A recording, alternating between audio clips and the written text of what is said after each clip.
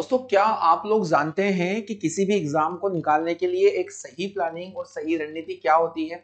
आप लोग सभी जानते होंगे कि अगर किसी भी एग्जाम्स में 100% सक्सेस लेना है तो उस एग्जाम्स को पूरी तरीके से एनालाइज करना पड़ता है। उस एग्जाम्स के रिलेटेड प्रीवियस जितने भी क्वेश्चन होते हैं उन्हें हम लोगों को ध्यानपूर्वक लगाना होता है और हम लोगों को ऑन टाइम सभी के टेस्ट लगाना पड़ते हैं। पर एग्जाम निकालने के लिए मैं आपको बताना चाहूंगा कि सबसे बड़ा रोल होता है प्रीवियस ईयर एग्जाम्स के क्वेश्चंस का। कि अगर किसी भी परीक्षा को देना है तो आपको पिछली परीक्षाओं में पूछे गए क्वेश्चंस को देखना बहुत जरूरी है।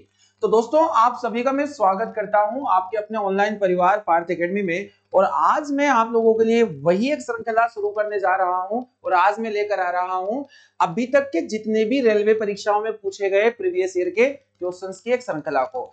इस श्रृंखला में आप लोग देख पा रहे हो कि मैं आपको केमिस्ट्री, फिजिक्स और बायोलॉजी के तीनों कंबाइंड क्वेश्चंस पढ़ाऊंगा जो अभी तक एग्जाम्स में आ चुके हैं और जिनके आने की पूरी संभावनाएं बनेगी।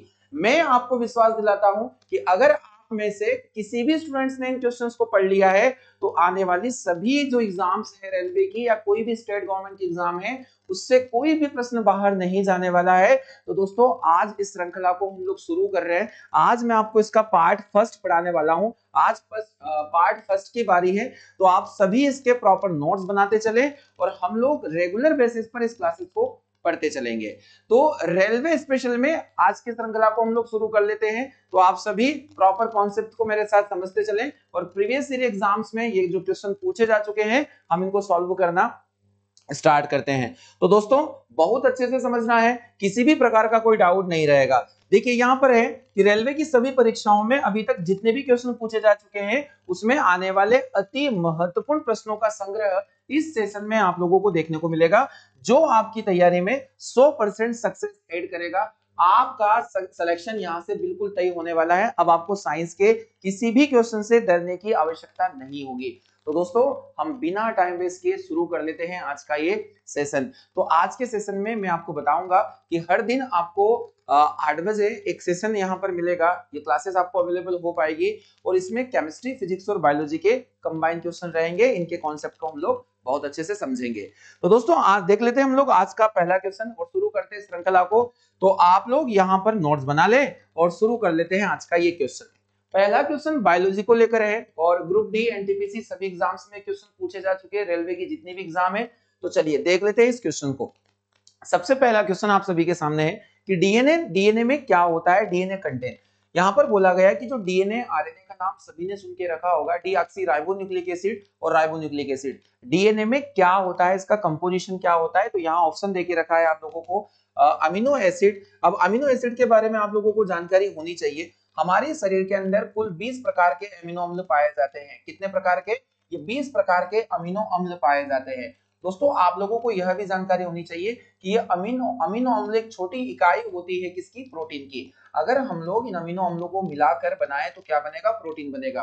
प्रोटीन की कार्यात्मक इकाई किसको कहा जाता है? तो प्रोटीन की कार्यात्मक इकाई अमीनो एसिड को ही कहा जाता है। सबसे छोटी इकाई अमीनो अम्ल ही होगी। कार्यात्मक इकाई यानी कि फंक्शनल यूनिट। अगर देखा जाए कि फंक्शनल यूनिट ऑफ प्रोटीन कौन हो जाएगा? Amino acid. शरीर में 20 प्रकार के अमीनो अम्ल पाए जाते हैं, इसकी जानकारी आप लोगों को समझ में आनी चाहिए। चलिए, पेप्टाइड्स क्या होते हैं? तो प्रोटीन जब सिंपल फॉर्म में टूटता है, सॉरी माफी चाहूंगा, प्रोटीन जब सिंपल फॉर्म में इसको हम लोग जब ब्रेक डाउन करते हैं तो जिसे हम लोगों ने सुना होगा पेप्सिन, कुछ एंजाइम हमारे अंदर होते हैं पेप्सिन। पेप्सिन के बाद में ट्रिप्सिन का नाम आपने जरूर सुना होगा जो अग्नाशय से निकलता है, वही पेप्सिन अमाशय से निकलता है। तो ये प्रोटीन को क्या करते हैं? पेप्टोन्स में, प्रोटीन को पेप्टोन्स में और पॉलीपेप्टाइड में कन्वर्ट कर देते हैं, पॉलीपेप्टाइड में कन्वर्ट कर देते हैं। तो प्रोटीन का एक सिंपलेस्ट फॉर्म होता है पॉलीपेप्टाइड और पेप्टोन, जो आप लोगों को ध्यान रखना है। ट्रिप्सिन के द्वारा प्रोटीन को पॉलीपेप्टाइड में कन्वर्ट किया जाता है और वही पेप्सिन जो होता है प्रोटीन को पेप्टोन्स में कन्वर्ट कर देता है, जो आप लोगों को बहुत अच्छे से ये लिख लेना है। आगे हम लोग बढ़ रहे हैं कि यहाँ पेप्टोन्स दिया गया है। पेप्टोन्स के बारे में मैं जानकारी आपको दे चुका हूं। अब हमारे पास एक ऑप्शन बचता है न्यूक्लियोटाइड्स। न्यूक्लियोटाइड्स क्या होते हैं इसको हम लोग समझ लेते हैं। देखिए, अगर हम लोग डीएनए की बात करें तो डीएनए का पूरा नाम होता है डीऑक्सीराइबोन्यूक्लिक एसिड। जेनेटिक मटेरियल होते हैं डीएनए और आरएनए। तो डीएनए डीऑक्सीराइबो शर्करा से मिलकर बना होता है और ये शर्करा एक प्रकार की मोनोसेकेराइड शर्करा के नाम से भी जानी जाती है। मेरे हर एक स्टेटमेंट को आपको ध्यान से सुनना है क्योंकि क्या पता कहां से कौन सा क्वेश्चन आपके एग्जाम्स में यहां से बन सकता है। तो आपको बहुत ही अच्छे तरीके से इनको पढ़ना है। तो यहाँ हम देखेंगे कि जो डीएनए होता है उसमें न्यूक्लियोटाइड का मैटर समझ लेते हैं। देखिए जो जितने भी डीएनए होते हैं वो सभी दो प्रकार के पॉलीन्यूक्लियोटाइड से बने होते हैं। अगर हम लोग इनकी बात करें तो ये दो प्रकार के पॉलीन्यूक्लियोटाइड क्या होते हैं इनको हम लोग समझ लेते हैं। दो प्रकार के पॉलीन्यूक्लियोटाइड से ये मिलकर बने होते हैं और दो प्रकार के पॉलीन्यूक्लियोटाइड में अगर हम लोग देखें तो ये जो पॉलीन्यूक्लियोटाइड है ये दो प्रकार के अलग अलग न्यूक्लियोटाइड से मिलकर बने होते हैं। अब ये पॉलीन्यूक्लियोटाइड अलग अलग प्रकार के न्यूक्लियोटाइड से मिलकर बने होते हैं जो इनकी सिंगल यूनिट हो जाती है। अगर हम लोग बात करें तो इनमें नाइट्रोजनस बेस पाए जाते हैं। ये इनको हम दो भागों में बांट सकते हैं, एक तो प्यूरिन और पिरिमिडिन। पहला हिस्सा यहाँ पर हो जाएगा प्यूरिन का और दूसरा हिस्सा हो जाएगा पिरिमिडिन का। प्यूरिन और पिरिमिडिन अब इन दोनों की हम बात करें तो इनमें दो अलग अलग प्रकार के 4 नाइट्रोजनस बेस होते हैं जो इन पॉलीन्यूक्लियोटाइड्स का निर्माण करते हैं। अब मैं बताऊंगा कि जो प्यूरिन होता है इसके अंदर एडिनिन और ग्वानिन नामक दो नाइट्रोजनस बेस पाए जाते हैं। एडिनिन और ग्वानिन नामक दो नाइट्रोजनस बेस पाए जाते हैं। वही अगर हम बात करें तो साइटोसिन और थाइमिन नामक जो नाइट्रोजनस बेस है वो कहाँ पाए जाते हैं, वो पाए जाते हैं पिरिमिडिन के अंदर। तो क्या आप लोगों को समझ में आ गया होगा, मैंने समझाया कि न्यूक्लियोटाइड्स क्या होते हैं। हमारे अंदर जो डीएनए है वो पॉलीन्यूक्लियोटाइड से मिलकर बना होता है। ये पॉलीन्यूक्लियोटाइड की जो सिंपल स्ट्रक्चर होती है वो न्यूक्लियोटाइड के नाम से जानी जाती है। ये न्यूक्लियोटाइड नाइट्रोजनस बेस के बने होते हैं जिनको हम लोग दो सब कैटेगरी में डिवाइड कर सकते हैं, एक तो प्यूरिन और एक पिरिमिडिन। प्यूरिन जो होते हैं प्यूरिन दो प्रकार के यानी कि एडिनिन और ग्वानिन, और पिरिमिडिन होगा वो होगा साइटोसिन और थाइमिन। मैंने आपको इसकी संपूर्ण जानकारी यहाँ पर अवेलेबल करवा दी है। तो दोस्तों क्या आप लोगों को ये क्वेश्चन समझ में आया? डीएनए क्या होंगे, तो डीएनए होंगे न्यूक्लियोटाइड। इसी प्रकार से आपको बहुत अच्छे कॉन्सेप्ट पढ़ने पड़ेंगे हर एक क्वेश्चन में। मैं चारों ऑप्शन के बारे में आप लोगों को डिटेल जानकारी देने वाला हूं। तो आपको ये भी समझ में आया कि प्रोटीन की छोटी इकाई क्या होती है, तो प्रोटीन की छोटी इकाई होती है अमीनो एसिड। दोस्तों मेरे साथ आप लोगों को मेहनत कर लेना है। ये मेहनत आप लोगों का एग्जाम जो भी होगा क्लियर करवाएगी। साइंस का डर आप लोगों का खत्म हो जाएगा, बिल्कुल भी टेंशन आप लोगों को नहीं लेना है। तो दोस्तों क्या आप लोगों को पहला क्वेश्चन समझ में आ गया? फटाफट सेशन को लाइक करना है और दोस्तों के साथ जितना हो सके उतना शेयर कीजिए, क्योंकि ये सेशन बहुत ही शानदार रहने वाला है, एग्जाम्स को इजी बनाने वाला सेशन रहने वाला है। क्वेश्चन नंबर 2 देख लेते हैं इस सेशन का। आज पूछा गया है बायोलॉजी का, ये क्वेश्चन आपसे पूछा गया था प्रीवियस एग्जाम में, और ये है कि इनमें से किसमें वास्तविक केंद्रक नहीं पाया जाता। In which of the following as a true nucleus is not found, आपको बताना है। चलिए 4 ऑप्शन में पढ़ा देता हूं। 4 ऑप्शन दिए गए कि हरा शैवाल, कवक, लाइकेन और बैक्टीरिया। डियर स्टूडेंट, अगर हम लोग हरे शैवाल की बात करें तो सभी शैवालों को प्लांट के ग्रुप में हम लोग इन्वॉल्व करते हैं। इस ग्रुप का नाम है थैलोफाइटा। थैलोफाइटा प्लांट का वो ग्रुप है जिसके अंदर सभी थैलस लाइक स्ट्रक्चर प्लांट को इन्वॉल्व किया जाता है, जो बहुत ही सिंपल स्ट्रक्चर के प्लांट होते हैं जिनमें जड़ तना पत्ती नहीं पाई जाती। तो हम लोग देखेंगे जितने भी प्लांट होते हैं वो यूकैरियोटिक्स माने जाते हैं, और यहाँ पर ये प्रॉपर कोशिका वाले होते हैं, क्योंकि यहाँ पर पूछा गया केंद्रक नहीं है। तो इसका ऑप्शन हमारा जो हरा शैवाल है वो नहीं होगा। अगर हम लोग बात करते हैं कवक की, तो कवक जो होते हैं बहुकोशिकीय यूकैरियोटिक होते हैं, यानी कि मल्टीसेलुलर यूकैरियोटिक एनिमल, बहुकोशिकीय यूकैरियोटिक जीव। तो यहाँ केंद्रक तो होगा ही, क्योंकि बहुकोशिकीय बन गया और साथ में यूकैरियोटिक है, तो यूकैरियोटिक जीवों के अंदर केंद्रक प्रॉपर वे में पाया जाता है। अभी हम लोग इसको भी डिटेल स्ट्रक्चर से देखेंगे। लाइकेन की बात करें तो लाइकेन एक प्रकार का सहजीवी या सिम्बायोटिज्म होता है, एक सिम्बायोटिक रिलेशन होता है, सहजीवी संबंध होता है। और यह सहजीवी संबंध किसके बीच में होगा? आपको पता होगा कि जब शैवाल और कवक आपस में मिलकर एक संबंध बना ले, एक साथ रहकर अपना जीवन यापन करे, तो इसके अंदर दो चीजें आपको देखने को मिलेगी। एक मिलेगा शैवाल एल्गी, यहाँ एक एल्गी मिलेगा, और साथ में मिलेगा फंगस यानी कि कवक। तो ये दोनों मिलकर एक सिम्बायोटिज्म बना लेते हैं। इसी को हम लोग क्या कहते हैं? सहजीवी संबंध के नाम से जानते हैं। तो यहाँ शैवाल और कवक है जो दोनों बहुकोशिकीय है, तो यहाँ केंद्रक तो पाया जाएगा। अब हमारे पास लास्ट ऑप्शन एक रिमेन बचता है, वो है बैक्टीरिया, जो आप लोगों को समझ में आना चाहिए। तो बैक्टीरिया के बारे में आप लोगों को जानकारी होनी चाहिए कि क्या बैक्टीरिया के अंदर नहीं पाया जाएगा। तो डियर हम लोग समझ लेते हैं, जो जीवाणु होते हैं ये जीवाणु हमारे 5 जगत वर्गीकरण में आर.एच. विटेकर के अकॉर्डिंग इनको मोनेरा जगत के अंदर रखा गया है।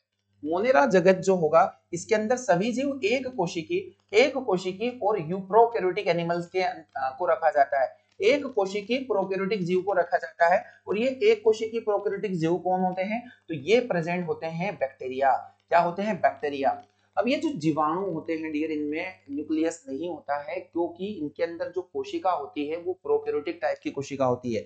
अगर यूकैरियोटिक कोशिका होती तो वो एक सुकेंद्र की यानी कि प्रॉपर वेल न्यूक्लिएटेड सेल्स मानी जाती है, और वेल न्यूक्लिएटेड सेल्स का मतलब होगा यूकैरियोटिक सेल्स।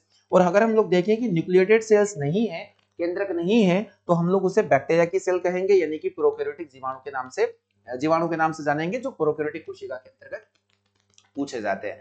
जीवाणु के बारे में आपको मैं जानकारी दे रहा हूं कि यहाँ बैक्टीरिया की खोज करी थी एंटोनी वॉन ल्यूवेनहॉक के द्वारा। ल्यूवेनहॉक नाम के साइंटिस्ट है जिन्होंने बैक्टीरिया को डिस्कवर किया था, ये आप लोगों को पता होना चाहिए। ठीक है दोस्तों, तो आप लोगों को इस क्वेश्चन नंबर 2 में इतनी जानकारी समझ में आई होगी। टोटल हम लोगों ने इस मॉक में 25 क्वेश्चन को हम इन्वॉल्व करेंगे एवरीडे। प्रतिदिन आपको 8 बजे ये क्लासेस अवेलेबल हो जाएगी और आपको सभी को इंतजार रहना चाहिए इस क्लासेस का, क्योंकि बहुत ही शानदार सेशन रहेगा, एग्जाम्स निकालने वाला सेशन ये आप लोगों के लिए माना जाएगा। दोस्तों अगले क्वेश्चन पर हम लोग बढ़ लेते हैं। इस प्रश्न का मैंने आंसर आप लोगों को बता दिया है। इसका ऑप्शन रहने वाला है option number D. Option number D correct हो जाएगा इस क्वेश्चन के लिए। ये बाकी के जो एक्स्ट्रा फैक्ट हैं अपने नोट्स में लिखते चले। अगला क्वेश्चन देख लेते हैं। आप सभी के सामने दिया गया है कि राइबोसोम्स किसके बने होते हैं। बहुत ही शानदार प्रश्न है। राइबोसोम के बारे में आप लोगों ने सुन के रखा होगा कि प्रोटीन की फैक्ट्री के नाम से इसको हम लोग जानते हैं। किसी सेल्स में छोटे छोटे मॉलिक्यूल्स होते हैं। अगर हम लोग न्यूक्लियस को देखें तो न्यूक्लियस में एंडोप्लाज्मिक रेटिकुलम इस तरीके की स्ट्रक्चर्स के होते हैं, और इस एंडोप्लाज्मिक रेटिकुलम के ऊपर एक कणिकामय इस तरीके से राइबोसोम्स प्रेजेंट होते हैं। तो आपको मैं बता दूं, जो राइबोसोम की खोज की थी वो पेलाडे के द्वारा की गई थी। किसके द्वारा की गई थी? पेलाडे के द्वारा। खोजकर्ता इसके पेलाडे माने जाएंगे, और इसे हम लोग प्रोटीन फैक्ट्री के नाम से भी जानते हैं। राइबोसोम को इन्हें प्रोटीन फैक्ट्री के नाम से भी जानते हैं। और एग्जाम में क्वेश्चन और भी पूछा जा सकता है, और ये क्वेश्चन आया हुआ है कि कोशिका का सबसे छोटा सेल ऑर्गन कौन सा है, यानी कि which is the smallest cell organelle of the cell, यानी सबसे छोटा कोशिकांग। सबसे छोटा कोशिकांग कोशिका का किसे कहेंगे? तो सबसे छोटा कोशिकांग कहेंगे हम लोग राइबोसोम को सबसे छोटा कोशिकांग, स्मॉलेस्ट कोशिकांग यानी कि सेल ऑर्गन्स। तो राइबोसोम के बारे में इतनी जानकारी आप लोगों को मैंने दी। अब सवाल ये आता है कि राइबोसोम्स का निर्माण कैसे होता है। काफी शानदार प्रश्न है। तो डियर मैं बता दूं कि जो राइबोसोम्स होते हैं वो आरएनए और प्रोटीन के निर्मित होते हैं। ऑप्शन नंबर सी आप लोगों के लिए सही जवाब होना है इस प्रश्न का। आरएनए राइबोन्यूक्लिक एसिड, और इसमें साथ ही साथ प्रोटीन भी अवेलेबल होता है। ये प्रोटीन जो होते हैं बर्जिलियस के द्वारा खोजे गए थे, और इनकी छोटी इकाई मैंने क्वेश्चन नंबर फर्स्ट में आपसे डिस्कस की होती है अमीनो अम्ल, अमीनो एसिड। और आप मुझे बताओ कि कितने अमीनो एसिड पाए जाते हैं हमारे अंदर, क्या आप लोगों को पता है? तो ये इनकी संख्या हो जाती है 20। बहुत ही बढ़िया, आप लोगों ने ये अच्छे से जवाब मुझे दिया है। तो अगला क्वेश्चन इसका हो जाएगा, अगला आंसर हो जाएगा हमारा ऑप्शन नंबर सी। राइबोसोम किसके बने होते हैं? तो आरएनए और प्रोटीन के बने होते हैं। आपको मैंने राइबोसोम्स के बारे में एक तो खोज करता यहाँ पर बताया है, प्रोटीन की फैक्ट्री भी इसको हम लोग जोते हैं, और एक चीज है कि सबसे छोटा कोशिकांग भी इसको हम लोग कहते हैं। एक और इंपॉर्टेंट फैक्टर है जो काफी महत्वपूर्ण हो सकता है आपके लिए, कि एग्जाम्स में पूछा जाता है कि प्रोकैरियोटिक कोशिका के भीतर किसी भी प्रकार का कोशिकांग नहीं पाया जाता। पर मैं एक छोटी सी जानकारी आपको देना चाहूंगा कि राइबोसोम वे ऑर्गन माना जाता है, राइबोसोम वह अंग माना जाएगा जो प्रोकैरियोटिक कोशिका में भी पाया जाता है। प्रोकैरियोटिक कोशिका में क्या पाया जाता है? तो प्रोकैरियोटिक कोशिका के अंदर राइबोसोम पाया जाता है। यह जानकारी आप लोगों को होनी चाहिए। नोट्स में इन सभी बातों को आप लोगों को बहुत ही अच्छे तरीके से लिखते चलना है, और मेरे साथ आपको इन क्वेश्चन को बहुत अच्छे से रिकॉल भी करते रहना है। देखिए, अगर आप लोगों ने ठान लिया है कि हमें इस बार एग्जाम्स निकालना है, तो आपको कोई नहीं रोक सकता, क्योंकि हम लोग बोलते हैं ना कि हम लोग जैसी मेंटेलिटी बना लेते हैं ना, हम वैसे हो जाते हैं। अगर आपके मन में ये विचार आ रहा है कि इस बार मेरे एग्जाम निकलना है, तो इसे कोई नहीं रोक सकता, और उसके लिए वैसे ही आपको क्या करना चाहिए? मेहनत करना चाहिए। तो हम लोग यहाँ आप लोगों के लिए प्रतिदिन लेकर आएंगे इस क्लास को, जो आपको एग्जाम्स को इजी बनाएगी। चलिए, क्वेश्चन नंबर 3 सही जवाब सी हो जाएगा। फोर्थ को समझ लेते हैं। फोर्थ ऑप्शन क्या है? क्वेश्चन क्या है? क्वेश्चन बड़ा शानदार है। जल का शुद्धतम रूप क्या है? रेलवे की हर एक एग्जाम में किसी न किसी शिफ्ट में क्वेश्चन रिपीट होता है। The purest form of water is, जल का शुद्धतम रूप क्या है? तो इसमें काफी बच्चे जो है वो कंफ्यूज होते हैं। यहाँ पर दिया गया सी वाटर, समुद्र का पानी। देखिए नॉर्मली अगर हम बात करें तो जो समुद्र का पानी होता है इसका पीएच वैल्यू होता है 7.4 से लेकर 8.5 तक। देखिए इसी के बीच में लाइज करेगा। आप किसी एक वैल्यू के ऊपर डिपेंड ना रहे पीएच वैल्यू में। तो पीएच होता है वो पोटेंशियल ऑफ हाइड्रोजन होता है, हाइड्रोजन आयन की सांद्रता, जिसमें 0 से लेकर 14 तक के अंक होते हैं। 7 से ऊपर अगर आता है तो इसे हम लोग क्षारीय बोलेंगे, तो 7.4 से लेकर 8.5 तक। वर्षा के जल की बात कर लेते हैं। फिर यहाँ पर अगला ऑप्शन दिया है नल का जल यानी कि टैप वाटर, और डिस्टिल्ड वाटर भी दिया गया है आसुत जल। तो देखिए सबसे शुद्ध रूप अगर एग्जाम में पूछा जाता है तो आप लोगों को रेन वाटर ही बताना है। हमेशा इस क्वेश्चन को ध्यान रखें कि सबसे पानी का शुद्ध रूप या प्योरेस्ट फॉर्म ऑफ वाटर कौन हो जाता है, रेन वाटर यानी कि वर्षा का जल। जल का शुद्ध जल का पीएच मान कितना होता है, तो शुद्ध जल का पीएच मान अगर हम लोग देखें तो शुद्ध जल का पीएच मान क्या होता है, 7 होता है। और आपको मैं एक जानकारी और देने वाला हूं कि यह विद्युत और उष्मा का क्या होता है, बैड कंडक्टर होता है, यानी कि कुचालक होता है। आपको एग्जाम्स में इसके क्वेश्चंस रिलेटेड देखने को मिल सकते हैं। वर्षा का जल यानी कि रेन वाटर सबसे प्योरेस्ट फॉर्म होता है पानी का। तो आपको क्या ये क्वेश्चन समझ में आ गया है? चलिए बढ़ते हैं क्वेश्चन नंबर नेक्स्ट की ओर, यानी कि इसका ऑप्शन हो जाएगा बी। आसुत जल आप लोगों को नहीं बताना है। काफी बच्चे सोच रहे होंगे आसुत जल, और अगर वर्षा जल यहाँ पर नहीं होता तो हमारा सही जवाब हो जाता आसुत जल यानी कि डिस्टिल्ड वाटर। वर्षा का जल यहाँ पर सही होने वाला है। अगला क्वेश्चन देख लेते हैं। क्वेश्चन नंबर हम लोगों ने फोर्थ अभी डिस्कस किया है, फोर्थ हमारा सही हो चुका है। फिफ्थ क्वेश्चन देख लेते हैं। काफी शानदार क्वेश्चन है, केमिस्ट्री का एक क्वेश्चन है। पूछा गया है कि what is in the air sample, यानी कि वायु के नमूने में क्या होता है। आप लोगों से क्वेश्चन पूछा गया है। देखिए कितना शानदार प्रश्न है, ग्रुप डी में आया हुआ क्वेश्चन है, पूछा गया है इसे। तो पूछा जाता है कि वायु के सैंपल में क्या होगा, तो क्या केवल ऑक्सीजन गैस प्रेजेंट होती है, तो इसका रॉन्ग आंसर हो जाएगा। केवल ऑक्सीजन प्रेजेंट नहीं होती है। अगला इसमें देके रखा है कि केवल ऑक्सीजन और नाइट्रोजन गैस होती है, तो डियर नहीं होगा। देखिए वायु तो गैसों का एक मिश्रण होता है जिसमें सभी प्रकार की जो गैसेस होती है वो अवेलेबल होती है। अगला इसके अंदर देके रखा है थर्ड ऑप्शन, केवल कार्बन डाइऑक्साइड गैस होती है, तो नहीं होती है। और अगर हम लोग फोर्थ ऑप्शन को देख लें कि ऑक्सीजन भी होगी, नाइट्रोजन भी होगी, कार्बन डाइऑक्साइड गैस भी होगी, जलवाष्प भी होगी और कुछ अन्य गैस है। अगर आप इसका कंपोजिशन यानी कि संगठन देखें तो हम लोग अगर हवा का संगठन देखें तो नाइट्रोजन का अमाउंट होता है 78%, वही ऑक्सीजन यहाँ पर 20.96% यानी अप्रोक्सीमेट, इसे हम लोग 21% के नाम से भी जान सकते हैं। कार्बन डाइऑक्साइड का अगर रेशियो देखें तो 0.03% के अप्रोक्स यहाँ पर माना जाएगा। वही एक अक्री गैस आर्गन होती है 0.93 के अप्रोक्स, ये भी प्रेजेंट होगा। और अदर गैस की अगर हम लोग बात करें तो यहाँ पर जितना भी रिमेनिंग डाटा है वो यहाँ पर हो जाएगा अदर गैसेस में। मोस्ट इंपोर्टेंट है कि कार्बन डाइऑक्साइड गैस का परसेंट कितना होता है, तो 0.03% अवेलेबल होती है।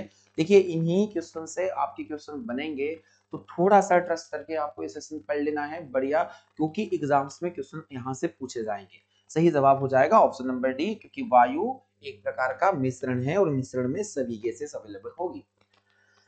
अगला क्वेश्चन दिया है केमिस्ट्री का, ये क्वेश्चन है जो आपके सामने है यहाँ पर, क्योंकि मिक्स क्वेश्चन में आपको पढ़ा रहा हूँ। लोहे की वस्तुओं में जंग क्या बनने से लग जाती है। What cause iron objects to rust, यानी कि किस प्रकार के कंपाउंड बनते हैं कि लोहे में जंग लग जाती है। तो इसके ऑप्शन हम पढ़ लेते हैं। क्या इसमें फेरस क्लोराइड बनता है, या फिर बहुत सारे स्टूडेंट्स को फेरिसोफेरिक ऑक्साइड का नाम पता होगा, पर आप लोग देख सकते हैं काफी यूनिक क्वेश्चन है ये, क्योंकि इसमें वो आंसर दिया ही नहीं गया है फेरिसोफेरिक ऑक्साइड। ऑप्शन नंबर बी पढ़ लेते हैं। फेरस और फेरिक हाइड्रोक्साइड का मिश्रण, फेरिक सल्फेट और फेरिक क्लोराइड। तो डियर हम लोगों ने जंग में देखा है कि सल्फेट आयन और क्लोराइड आयन तो नहीं बनता, और यहाँ भी क्लोराइड आयन नहीं बनता, क्योंकि क्लोरीन जैसा कोई भी एलिमेंट जंग में लगाने में कोई हेल्पफुल नहीं होता है। जंग का अगर हम लोग फार्मूला देखें तो Fe2O3.XH2O इसका केमिकल कंपोजिशन होता है। X यहाँ पर नंबर ऑफ वाटर मॉलिक्यूल हो जाते हैं, नंबर ऑफ वाटर मॉलिक्यूल हम लोग जानेंगे X को। दोस्तों मैं आपको बता दूं, ये जो कंपाउंड आप लोगों को दिखाई दे रहा है फेरस और फेरिक हाइड्रोक्साइड, आप लोगों को दिख रहा है फेरस और फेरिक हाइड्रोक्साइड, यानी कि जल का अमाउंट इसके अंदर है। तो फेरिसोफेरिक ऑक्साइड इसको हम लोग बोल सकते हैं फेरिसोफेरिक ऑक्साइड, फेरिसोफेरिक ऑक्साइड। ये काफी प्रचलन नाम है, और एग्जाम्स में अगर ये नाम नहीं पूछा जाता है तो आप लोगों को फेरस और फेरिक हाइड्रोक्साइड का मिश्रण यहाँ पर बता देना है। काफी यूनिक क्वेश्चन है। क्या जंग लगना एक रासायनिक परिवर्तन है, तो बिल्कुल सही बात है। क्या जंग लगना एक रेडॉक्स रिएक्शन है?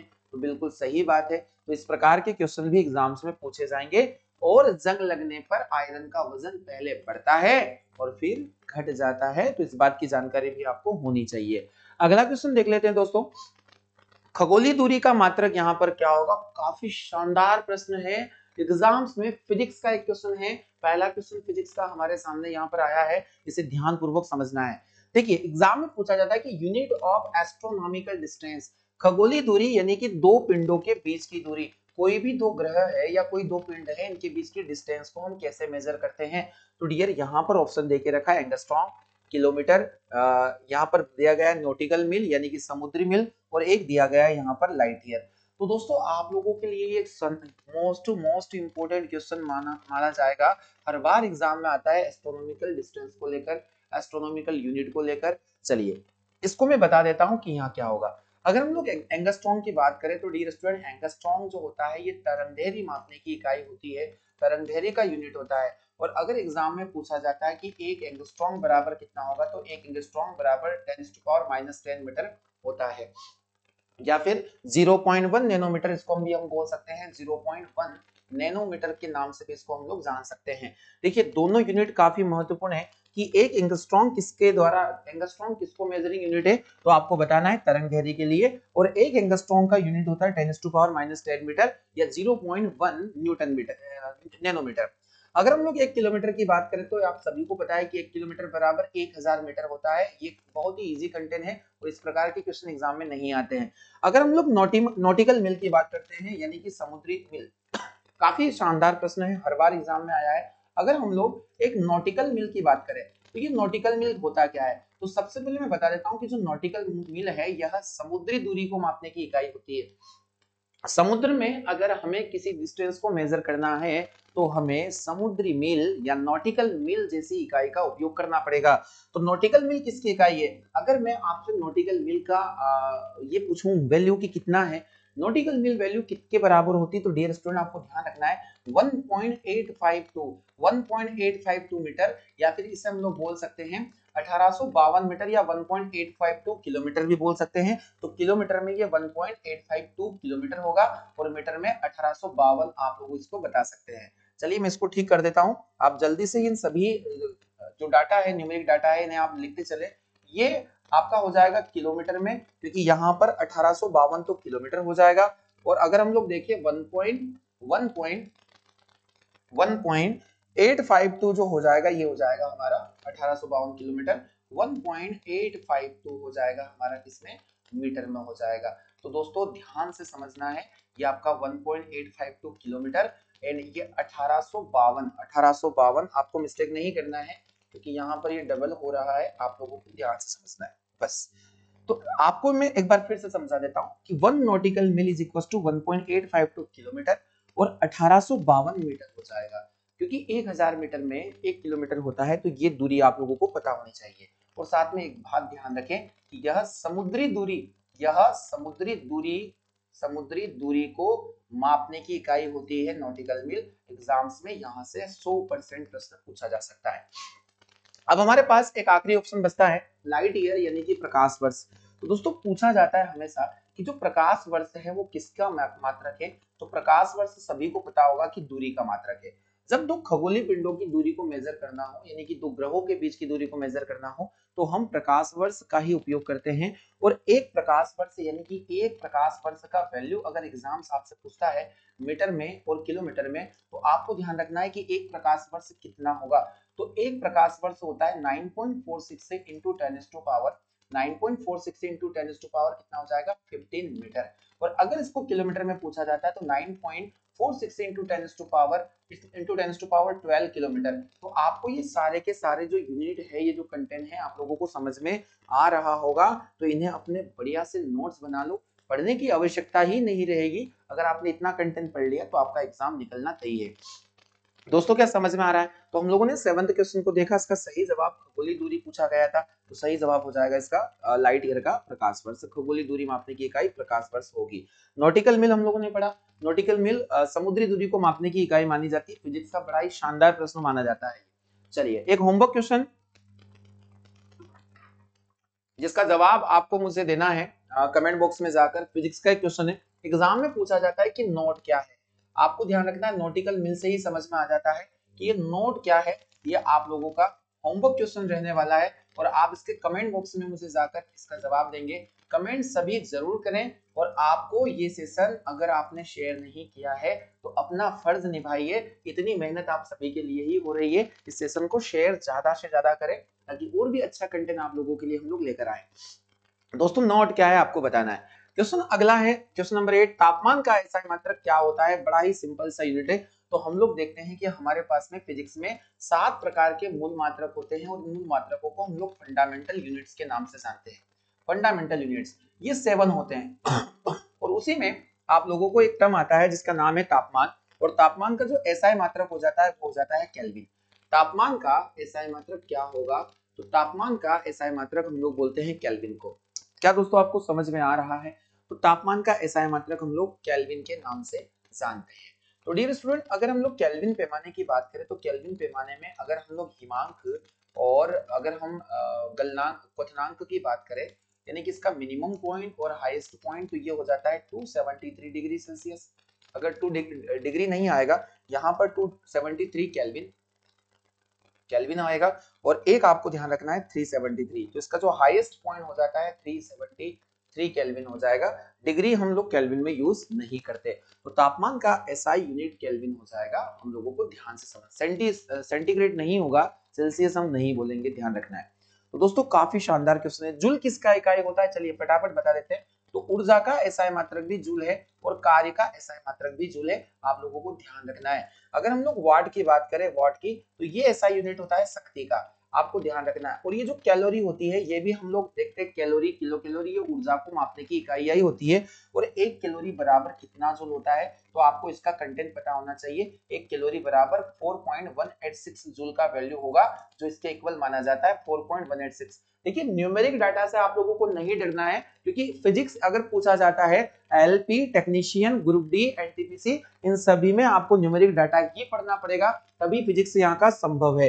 तो 1 कैलोरी का वैल्यू कितना हो जाएगा, 1 कैलोरी मैंने आपको बताया यहाँ 4.186 जूल इसका करेक्ट आंसर हो जाएगा। तो दोस्तों क्या समझ में आ गया है, मैंने आपको इसका सही जवाब 8 का बी बताया है।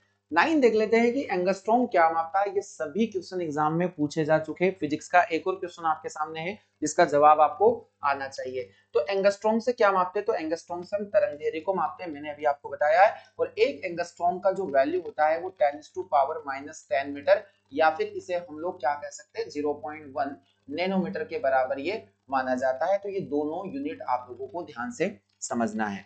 तो डियर स्टूडेंट, आवृत्ति अगर हम लोग देखें तो आवृत्ति जो होता है प्रति सेकंड कंपन की दर, और इसका जो ऐसा यूनिट हो जाता है हर्ट्ज हो जाता है, इसे हम लोग हर्ट्ज बोलते हैं। आवर्तकाल की बात करें तो जो पेंडुलम या एसएचएम सिंपल हार्मोनिक मोशन होता है वहां पर हम लोग देखेंगे। और ये जो आवर्तकाल होता है ये 1 आवृत्ति के इक्वल होता है, ये आप लोगों को ध्यान से समझना है। आपको एक फार्मूला यहाँ से पूछा जा सकता है कि जो न्यू होता है फ्रीक्वेंसी वो 1/t के इक्वल होता है, ये आपको ध्यान रखना है, व्युत्क्रमानुपाती होता है। आवृत्ति बढ़ाई जाती है तो आवर्तकाल किसी घड़ी का या पेंडुलम का कम होता चला जाता है। अगला यहाँ पर टाइम दे के रखा है, तो आप लोगों को टाइम का ऐसा यूनिट पता होना चाहिए। समय का ऐसा यूनिट हो जाता है सेकेंड, जो मैंने आप लोगों को यहाँ पर समझा दिया है। देखिए किसी भी मोड से क्वेश्चन पूछा जा सकता है यहाँ से, इसलिए आप लोगों को परफेक्ट बनना है तो इतना पढ़ना पड़ेगा। अगला क्वेश्चन देख लेते हैं कि प्रकाश वर्ष या लाइट ईयर किसकी इकाई होती है। फिजिक्स का बहुत ही अच्छा क्वेश्चन है और अभी मैंने प्रीवियस क्वेश्चन में इसको डिस्कस किया है। बिल्कुल सिस्टमेटिक वे में ही आप लोगों को पढ़ाया जाएगा। अभी हमने देखा कि जो प्रकाश वर्ष हो जाता है वो दूरी का मात्रक हो जाता है, और एक लाइट ईयर बराबर कितना होगा, तो 9.46 इंटू 10⁻15 मीटर इसका वैल्यू हो जाता है। और अगर किलोमीटर में पूछा जाए तो आपको यहाँ पर पावर में 12 लगा देना है। तो लाइट ईयर दूरी का मात्रक होता है, प्रकाश का मात्रक नहीं होगा डियर। प्रकाश को प्रकाश से मैच नहीं करना है आपको। एग्जाम में पूछा जाता है इंटेंसिटी ऑफ लाइट, यानी कि प्रकाश की तीव्रता किसमें मेजर की जाती है, तो इसका ऐसा यूनिट हो जाता है कैंडेला। कैंडेला यह भी एक प्रकार का फंडामेंटल यूनिट होता है जिसे हम लोग सीडी से डिनोट करते हैं। तो प्रकाश की तीव्रता का ऐसा मात्रक हो जाएगा कैंडेला, है ना। आप लोगों को ध्यान से समझना है, समय का सेकंड और प्रकाश यहाँ पर हम लोगों ने पढ़ लिया है लाइट ईयर। तो आगे हम बढ़ते हैं लाइट ईयर। अच्छा, प्रकाश का सबसे अगर पूछा जाए कि दूरी का सबसे बड़ा यूनिट क्या होता है, तो पारसेक। दूरी मापने की सबसे बड़ी इकाई किसको कहेंगे, पारसेक को। तो यहां पर आप लोगों को पूछा जा सकता है, प्रीवियस क्वेश्चन एक बार और निकाल लेते हैं। अगर पूछा जाता है कि दूरी का सबसे बड़ा यूनिट, दूरी का सबसे बड़ा इकाई क्या होगा, दूरी का सबसे बड़ा इकाई हो जाएगा यहाँ पर पारसेक, पारसेक पूछा जाएगा। और एक पारसेक अगर पूछा जाता है कि एक पारसेक का मान कितना होगा, तो 3.08 इंटू 10⁻16 मीटर, 16 मीटर। दोस्तों ये सारे यूनिट आप लोगों को पढ़ना है। एक पारसेक बराबर 3.08 इंटू 10⁻16 मीटर, या फिर इसे हम ये भी बोल सकते हैं कि एक पारसेक बराबर 3.26 लाइट ईयर के बराबर होता है, प्रकाश वर्ष के बराबर होता है। इस बात की जानकारी आपको होनी चाहिए। ये लाइट ईयर को लेकर काफी अच्छे प्रश्न पूछे जाते हैं पारसेक। और एस्ट्रोनॉमिकल यूनिट भी आ जाता है कि खगोलीय मात्रक का इकाई क्या है, खगोलीय मात्रक किसका इकाई है। चलिए अगला क्वेश्चन देख लेते हैं। आज देखिए थोड़ा सा वीडियो लंबा होगा क्योंकि कंटेंट भी वैसा ही है, आपको पढ़ना पड़ेगा। एसआई पद्धति में लेंस की शक्ति का इकाई क्या होगा, आपको बताना है। काफी शानदार रिवीजन आपका होगा। अगर पूछा जाए कि what is the unit of power of lens is in SI system, lens की क्षमता आपने पढ़ा होगा, जो लेंस की पावर होती है, लेंस की क्षमता क्या होती है। तो अगर इसे हम लोग देखें तो dear student, power of lens, lens की फोकस दूरी का व्युत्क्रम, लेंस की फोकस दूरी का व्युत्क्रम यानी कि reciprocal of focal distance, focus दूरी का जो व्युत्क्रम हो जाता है, व्युत्क्रम हो जाता है, इसे ही हम लोग पावर ऑफ लेंस के नाम से जानते हैं। तो पावर ऑफ लेंस को हम लोग व्युत्क्रम बोलेंगे किसका, फोकस दूरी का। तो एक ये फॉर्मूला जब मीटर में आप लोगों को निकालना हो और जब पावर बराबर 100/f हो जाता है तो ये सेंटीमीटर की यूनिट होती है। ये दोनों फार्मूले आप लोगों के लिए बिल्कुल सही होंगे।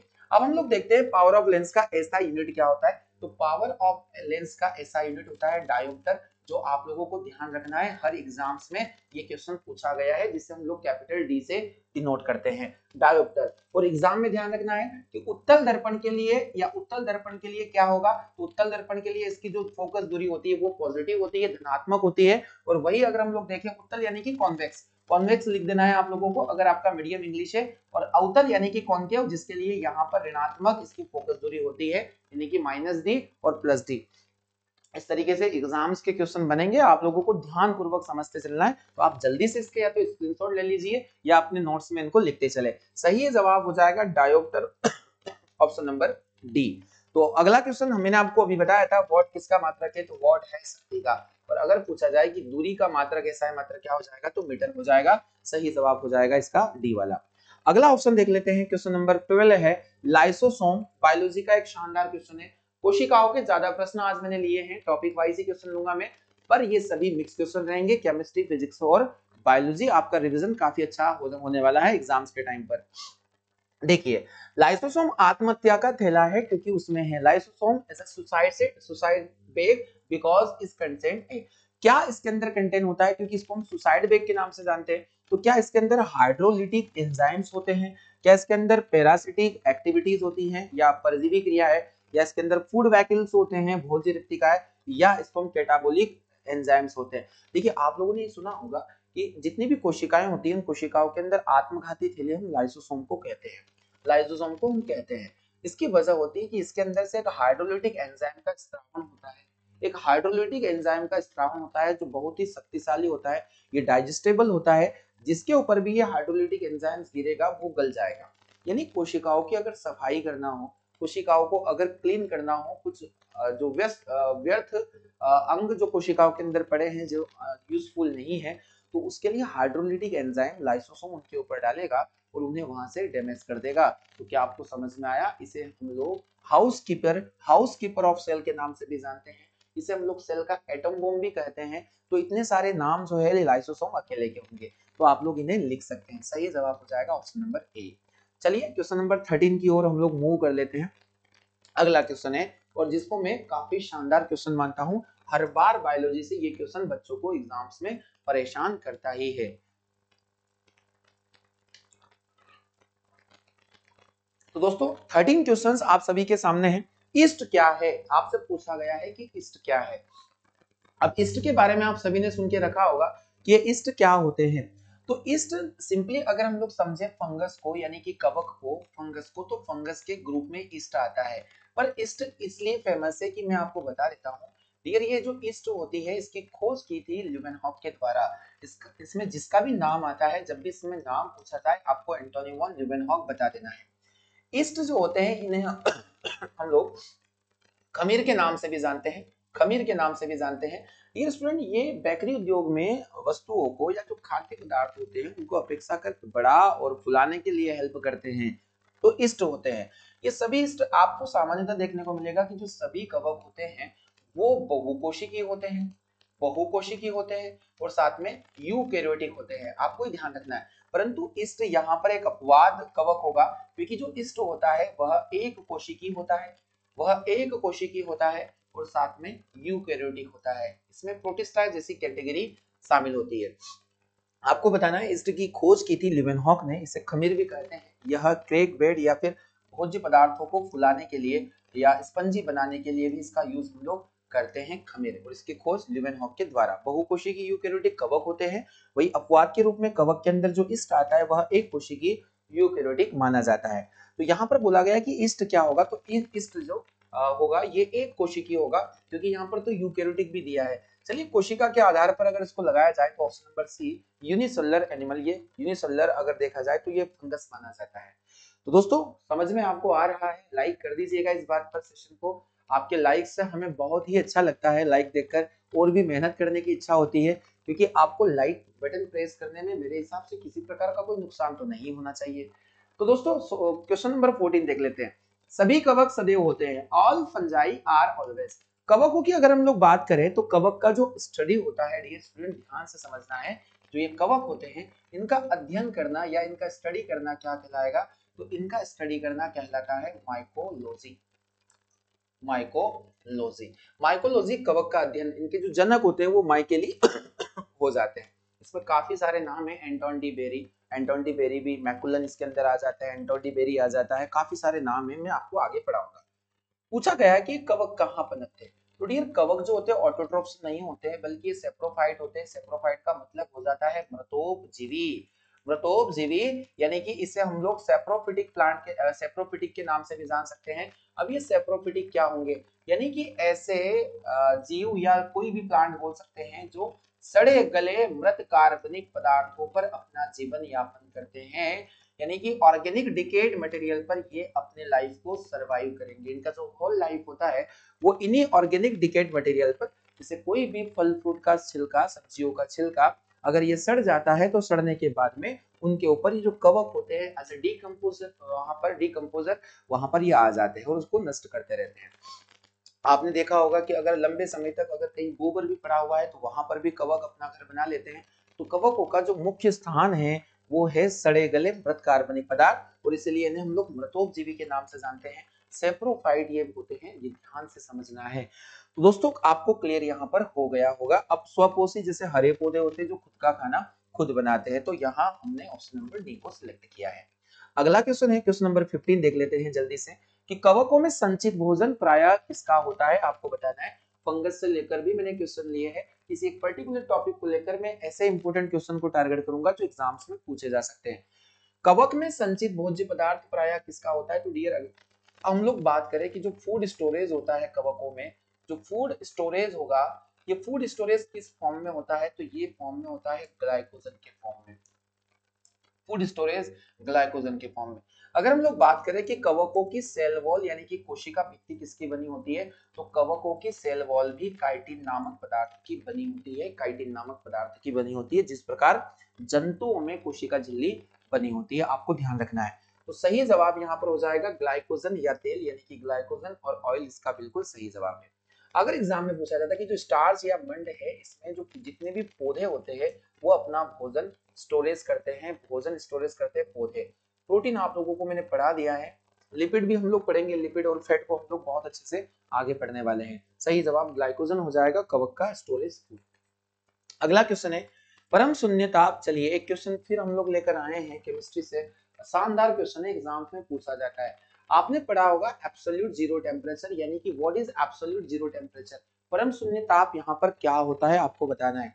तो मैं यहाँ पर आपको पहले तो इसके बारे में समझा देता हूँ कि परम शून्य ताप क्या है। देखिए अर्थ के ऊपर अगर हम लोग देखें तो मैक्सिमम टेम्परेचर में कोई लिमिट नहीं होती, अधिकतम किसी वस्तु को कितना गर्म करना है इसका कोई सीमा नहीं होता। परंतु आप लोगों ने सुना होगा डियर स्टूडेंट कि अगर मिनिमम टेम्परेचर की बात करें कि न्यूनतम कितना ताप हम लोग गिरा सकते हैं, तो आप लोगों ने ये पढ़ा होगा कि हम ओनली -273.15 डिग्री सेल्सियस तक का ही ताप हम लोग गिरा सकते हैं। अगर न्यूनतम संभव ताप की बात करें तो न्यूनतम संभव ताप कितना होगा, तो -273.15 डिग्री सेल्सियस। और मैक्सिमम टेम्परेचर की किसी प्रकार की कोई सीमा नहीं होती है अर्थ पर, तो हम इसी टेम्परेचर को या फिर इसे हम लोग केल्विन में बोलेंगे तो 0 केल्विन। आप ओके मत समझिएगा इसको, यह 0 केल्विन लिखा हुआ है।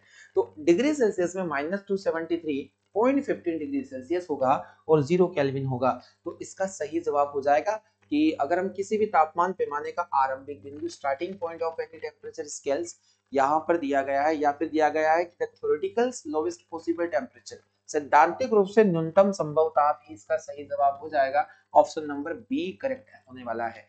तो आपको बस केवल इतना समझना है कि परम शून्य ताप वह न्यूनतम ताप जिसके नीचे का ताप संभव पृथ्वी पर नहीं होता है। तो दोस्तों इसका सही जवाब हो जाएगा हमारे लिए ऑप्शन नंबर बी।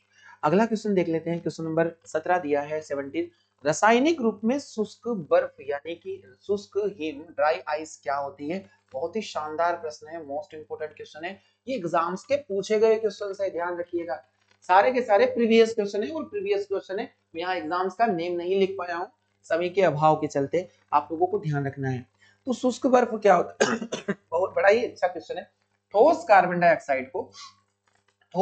डाइऑक्साइड को हम शुष्क बर्फ के नाम से जानते हैं कि यह 78 डिग्री सेल्सियस पर सॉलिड फॉर्म में आ जाता है, ठोस फॉर्म में आ जाता है, जिसे हम लोग ड्राई आइस के नाम से भी जानते हैं। और आपको ध्यान रखना है ठोस कार्बन डाइऑक्साइड का यूज हम लोग कहाँ करते हैं, तो कमेंट बॉक्स में जाइए और जल्दी से इस आंसर को देने का प्रयास कीजिए काफी डिटेल नोट्स के साथ में, कि जो ठोस कार्बन डाइऑक्साइड है इसको ड्राई आइस को हम कहाँ इस्तेमाल कर सकते हैं।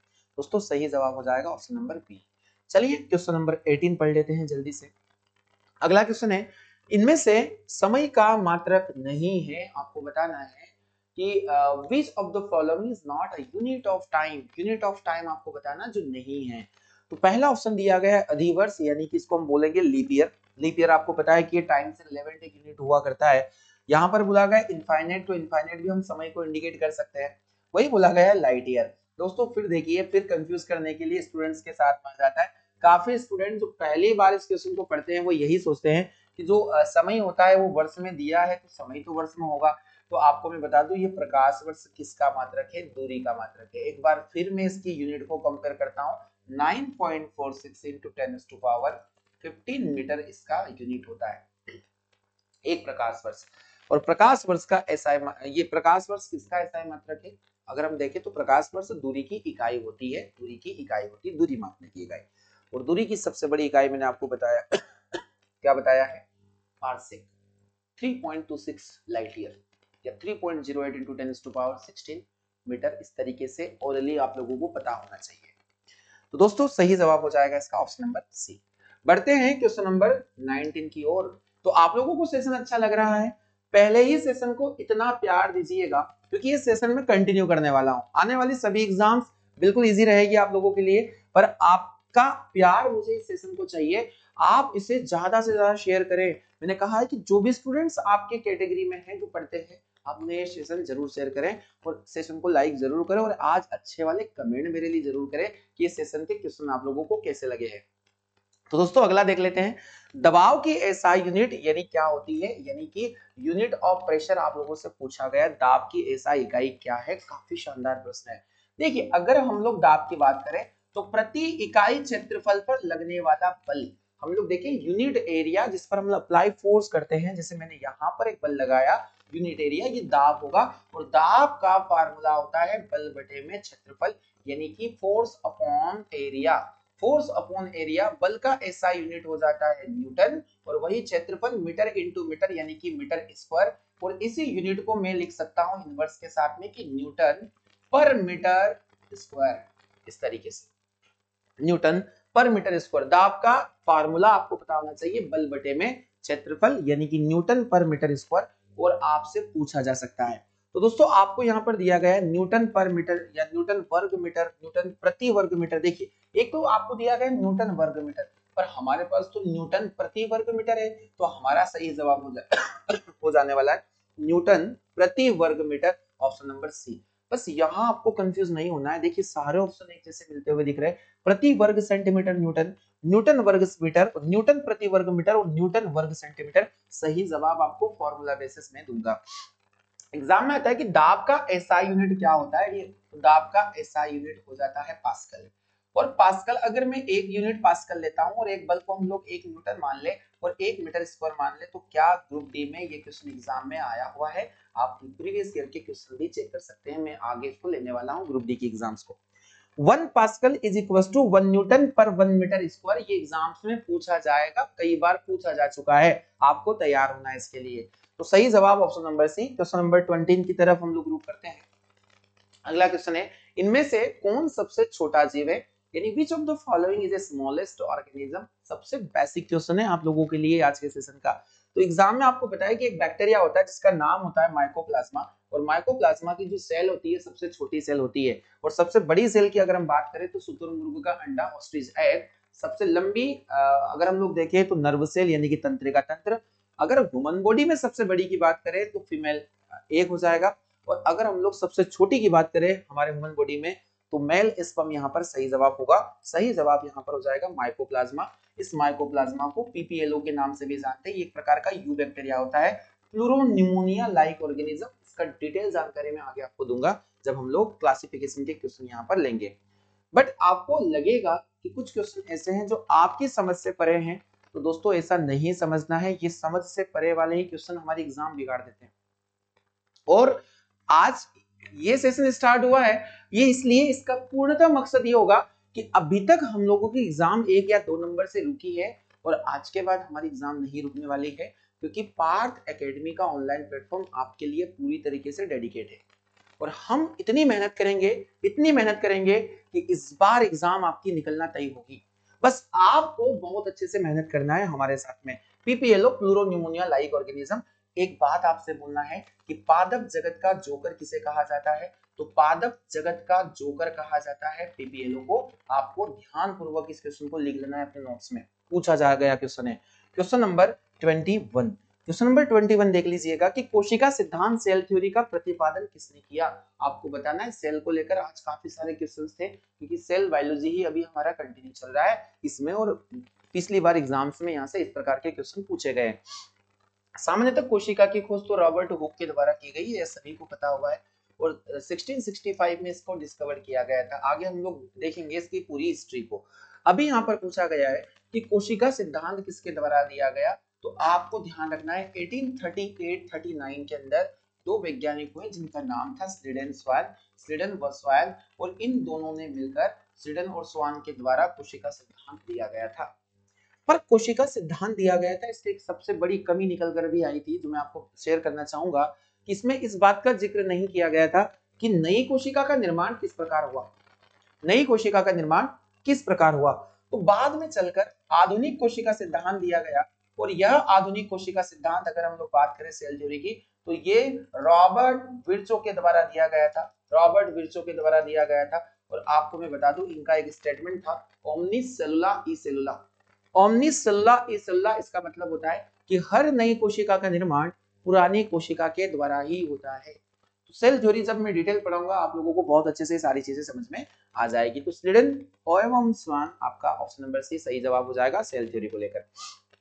केंद्र की खोज किसने की थी, आपसे पूछा जा सकता है कि कोशिका में केंद्र की खोज रॉबर्ट ब्राउन के द्वारा की गई थी, रॉबर्ट ब्राउन के द्वारा की गई थी, और ये ईयर आपको ध्यान रखना है 1832-33।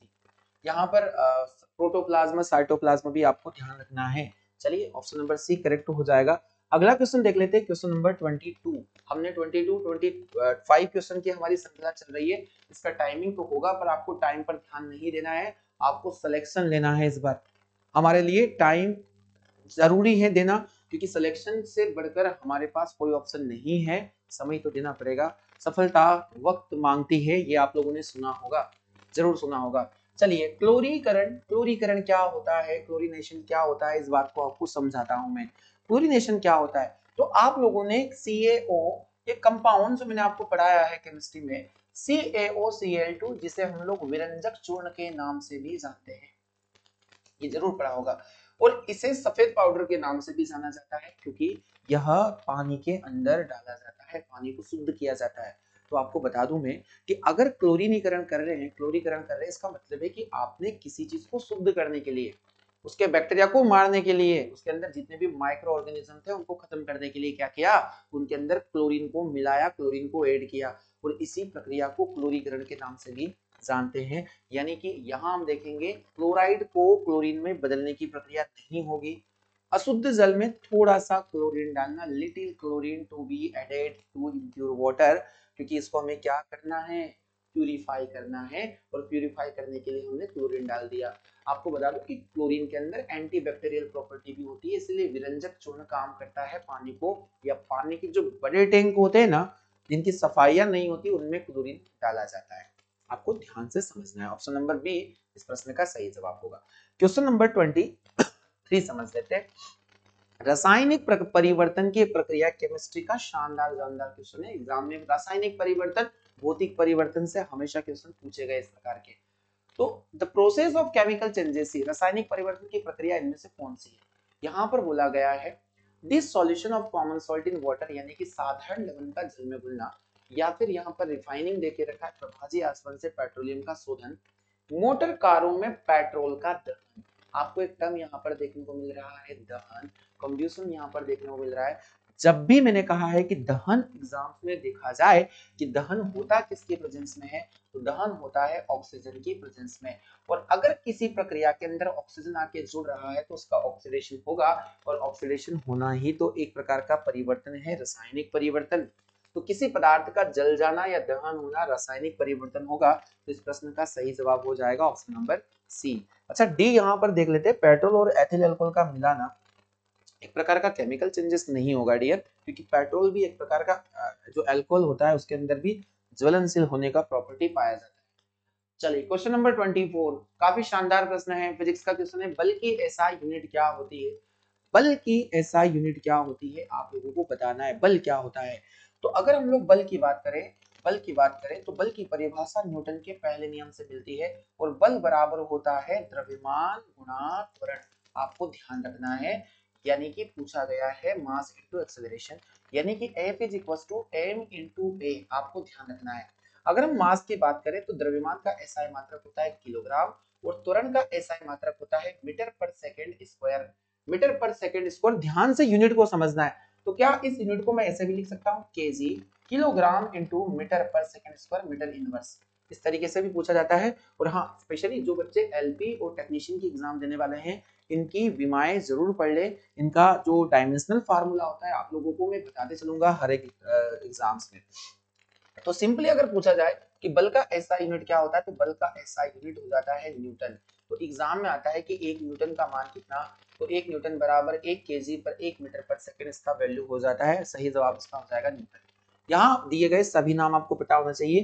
केल्विन तापमान का इकाई है, टेम्परेचर चलिए मैं लिख देता हूँ, तापमान का इकाई है। न्यूटन आप लोगों को मैंने बता दिया, पास्कल दाब का ऐसा यूनिट है, और वही जो वोल्ट हो जाएगा, ये वोल्ट हो जाता है विभवांतर का, पोटेंशियल डिफरेंस का और पोटेंशियल का। ये दोनों नाम आप लोगों को पता होना चाहिए इलेक्ट्रिसिटी से। तो विभवांतर वोल्ट, पास्कल, न्यूटन, केल्विन काफी इंपॉर्टेंट यूनिट है, एग्जाम्स में हमेशा डियर पूछी जाती है। दोस्तों मजा आया है आज के सेशन में, काफी अच्छा लगा आप लोगों के साथ। और आज का आखिरी क्वेश्चन भी देख लेते हैं क्या है। यहाँ आप लोगों को होमवर्क क्वेश्चंस नहीं देने वाला हूँ, क्योंकि हम लोग इस सीरीज को पढ़ रहे हैं, और इस सीरीज में आपको कमेंट करना है। कमेंट में जब मैं सेशन के बीच में कोई होमवर्क क्वेश्चन आपके लिए छोड़ता हूँ, और साथ ही साथ कुछ अच्छे कमेंट जो हमें मोटिव करे, क्योंकि हमें भी अभी प्रेरणा की आवश्यकता होती है, क्योंकि हमें उत्साह देने वाले होते हैं आप लोग, और आप लोगों के ही सपोर्ट से ये सेशन हम लोग कंटिन्यू कर पा रहे हैं। तो आप लोगों का और भी प्यार अच्छे से बनाए रखें। मैंने कहा है कि सेशन की शेयरिंग रुकनी नहीं चाहिए। आज का मैं लाइक करता हूं आप लोगों का 100 लाइक्स का। क्या आज मुझे आप लोग 100 लाइक्स दिलाओगे तो मैं देखूंगा, और ये सेशन कंटिन्यू रहेगा।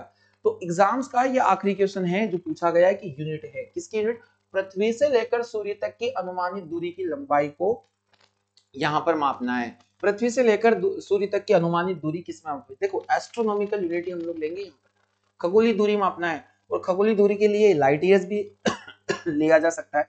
पर आपसे बोला गया पृथ्वी से लेकर सूर्य तक की दूरी, और डियर स्टूडेंट इस तरीके से जब दूरी जब बढ़ जाती है तो उसे हम लोग एस्ट्रोनॉमिकल यूनिट के अंदर ही मेजर करते हैं, जिसे हम लोग खगोलीय मात्रक, जिसे हम लोग खगोलीय मात्रक के नाम से जानते हैं।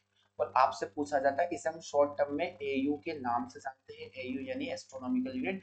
आपसे एग्जाम में पूछा जाएगा, चलिए यूनिट पढ़ लेते हैं कि एक एस्ट्रोनॉमिकल यूनिट किसके बराबर होती है, एक खगोलीय मात्रक किसके बराबर होता है। ध्यान से समझना है, 1.496 इंटू 10⁻11 मीटर। ध्यान रखना है डियर, काफी शानदार क्वेश्चन है। हमेशा पूछा जाता है कि एक लाइट ईयर का वैल्यू 9.46 इंटू 10⁻15 मीटर। हमने देखा अभी, हम लोगों ने एक पार्सेक भी देखा 3.08 इंटू 10⁻16 मीटर। और हम लोगों ने एक एस्ट्रोनॉमिकल यूनिट भी देखा 1.496 इंटू 10⁻11 मीटर। बहुत ही इंपॉर्टेंट यूनिट है। एक खगोलीय मात्रक का मान आपसे पूछा जा सकता है जो दोनों के बीच में पाया जाएगा। चलिए, तो हम लोगों ने प्रीवियस ईयर के जितने भी क्वेश्चन थे उसका सेट 1 आज हम लोगों ने कंप्लीट किया है। काफी अच्छा सेशन रहा। 100% यहाँ से क्वेश्चन आपके एग्जाम्स में होंगे, ये मैं गारंटी लेता हूँ। यहाँ पर आपको केवल मन लगा कर पढ़ते रहना है, कंप्लीट एक नोट्स बनाओ, आलस नहीं होना जीवन में। आलस त्याग दीजिए, कुछ समय के लिए आलस त्याग दीजिए। देखना अच्छे दिन की शुरुआत आपकी होने वाली है। सुबह जल्दी उठिए, इन कंटेंट को पढ़िए, ज्यादा से ज्यादा चीजों को याद रखिए और रिवीजन कीजिए। तो दोस्तों कैसा लगा, मैं बार बार आपको नहीं बोलूंगा, आपको आज का सेशन आपके लिए कितना अच्छा लगा, उसका कितना प्यार आप लोग देने वाले हैं। 100 लाइक्स का मैंने आप लोगों को टारगेट रखा है, जो आप लोगों को मुझे देना है। तो दोस्तों आज के सेशन में हम लोग इतना ही, मिलते हैं कल सेट 2 के साथ में। तो आपके लिए यही एक सलाह है कि ये क्वेश्चन कल तक आप रेडी कर ले और हम कल नए क्वेश्चन के साथ में मिलने वाले हैं। दोस्तों आप सभी का बहुत बहुत धन्यवाद।